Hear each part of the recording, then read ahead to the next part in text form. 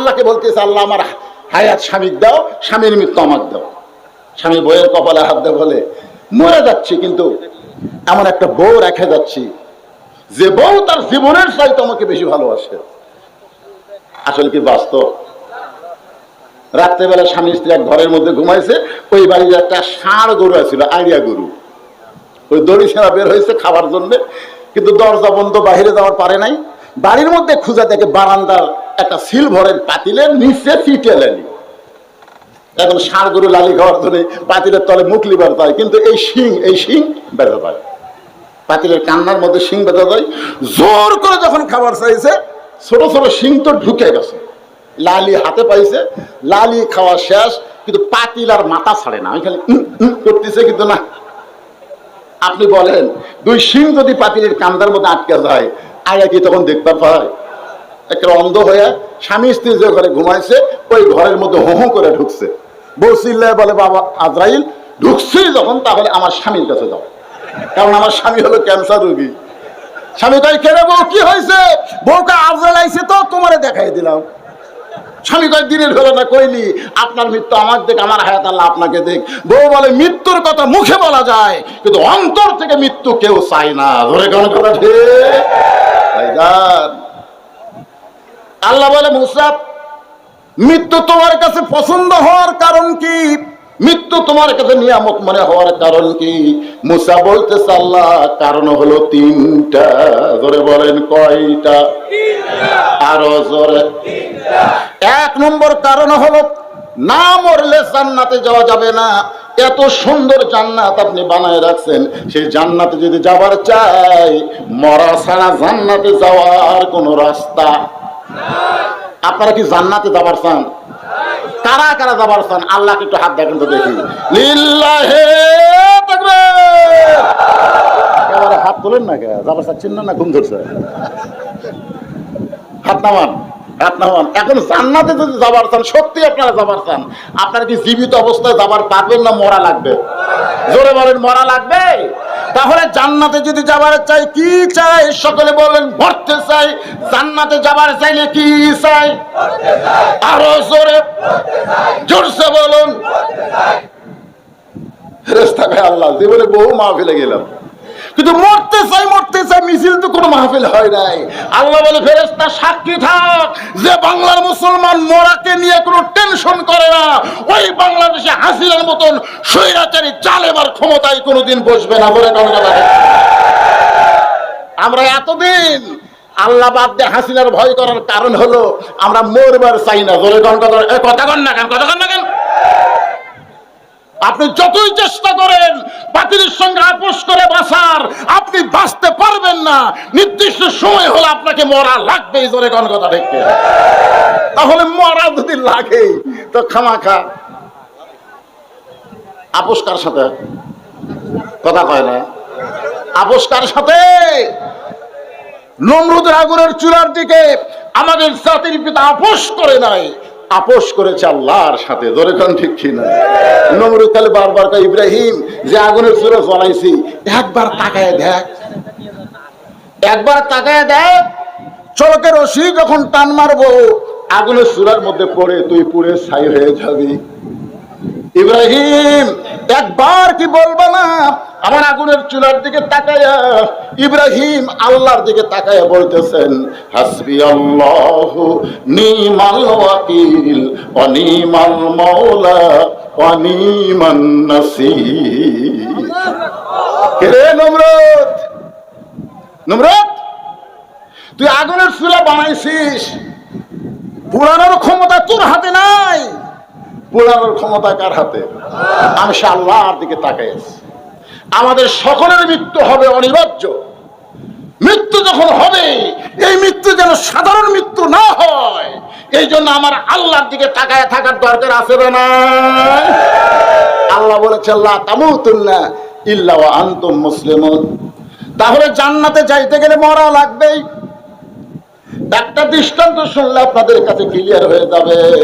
এই মাঝখানের ডানা দেখ কি, এই তো হলো কিশোর গ্যাং। কিশোর গ্যাং তিনটা ছেলে একসঙ্গে দাঁড়াচ্ছে, এরা যদি খালি বাইরে যায়, এদেরকে আপনি চেনেন? হায় আমাদের কিশোর আর এই যুবকদেরকে সাইজ করবার গেলে আল্লাহর কোরআনের আইন ছাড়া এদেরকে সাইজ করা যাবে না। তোর এখন কথা শিখছে।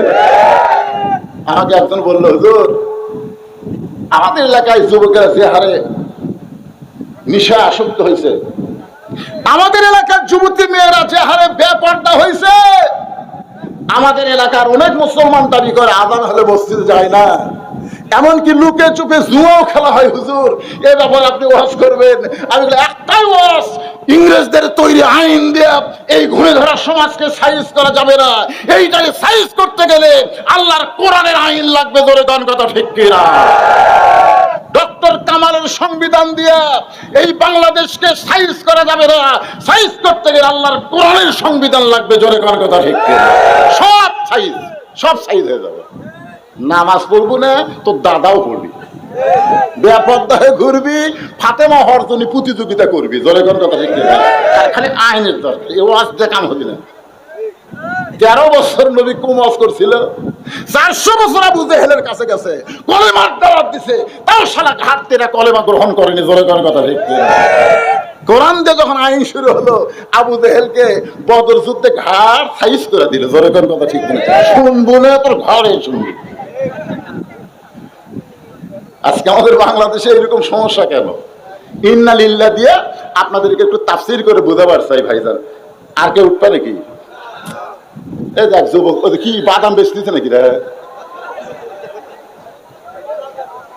এ কে বাদাম খাচ্ছেন রে? এ কে বাদাম খায়?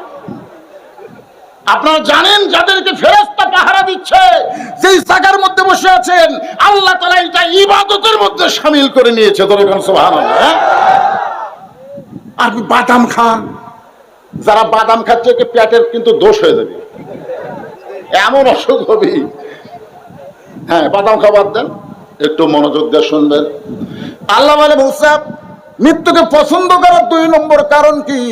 মুসা বলতেছে আল্লাহ মৃত্যুকে পছন্দ করার 2 নম্বর কারণ হলো আমার মৃত্যুটা কেবলমাত্র আপনার জন্য আমি ওয়াকফ করেছি। এখন আপনাদের কাছে আমার প্রশ্ন হলো, আমরা মরবো কার জন্যে? যারা বলবেন না তারাও মরবেন, আর যারা বলতেছেন তারাও মরবেন। 2 মরা কিন্তু এক না। এদের সবাই জবান খুলে বলবেন, আমরা মরবো কার জন্যে? ইন্না সলাতি ওয়া নুসুকি ওয়া মাহইয়ায়া ওয়া মামাতি লিল্লাহি রাব্বিল আলামিন। আল্লাহর জন্য যদি মরেন, সে মরাটা কেমন? আরে উকিল বলতেছে আপনার তো ফাঁসির রায় হয়ে গেছে, যে কোনো মুহূর্তে আপনার ফাঁসি কার্যকর হবে।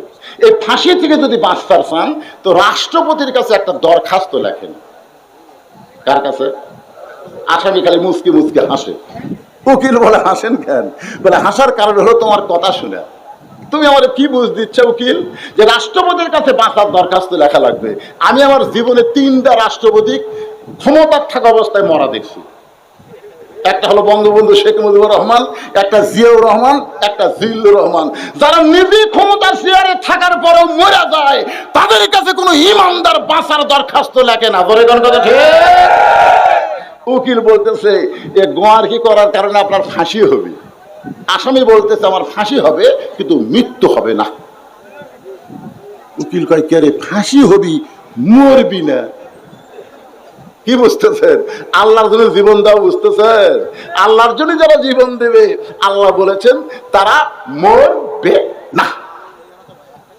আমার কথা, ওয়ালা তাকুলু লিমান ইউকতালু ফি সাবিলিল্লাহি আমওয়াতুন বাল আহইয়াউ ওয়ালাকিন লা তাশউরুন। সবাই আল্লাহু আকবার বলেন না কেন? আমরা অতীতে দেখেছি বাংলাদেশের বড় দল যেগুলা, এইগুলা দলের মধ্যে আল্লাহু আকবার নাই। আওয়ামী লীগের যত মিছিল আপনারা দেখছেন, কোন মিছিলে আল্লাহু আকবার স্লোগান পাচ্ছেন? আর ইসলামী দলের মিছিলে শুরু কি দিয়ে? নারে তাকবীর। আর এই শালারা কি দিয়ে শুরু করে?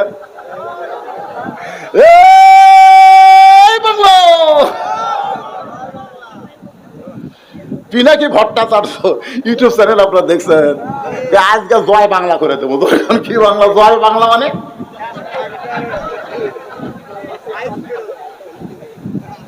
আপনার বলেন তো, আওয়ামী লীগের মিছিলে কেউ যদি ভুল করে আল্লাহ আকবার বলে, ওকে মিছিলের মধ্যে রাখবি না ঘাট ধরে বের করে দিবে? এইটা আমাকে দলের স্লোগান লয়, তুই কোথায় পাইলি? বিএনপির মধ্যে আল্লাহ আকবার নাই। আপনারা এখানে যারা বসে আছেন, আপনারা আওয়ামী লীগ করেন, বিএনপি করেন, এই জন্য আল্লাহ আকবার বলতে আপনাদের সমস্যা হচ্ছে। আল্লাহর কোরআনের তেলাওয়াত শুনলে ঈমান বাড়ে না কমে? প্রমাণ কি? আল্লাহর কোরআন। ওয়াইজা তুলিয়াত আলাইহিম আয়াতুহু জাদাতুহুম ঈমানা ওয়া আলা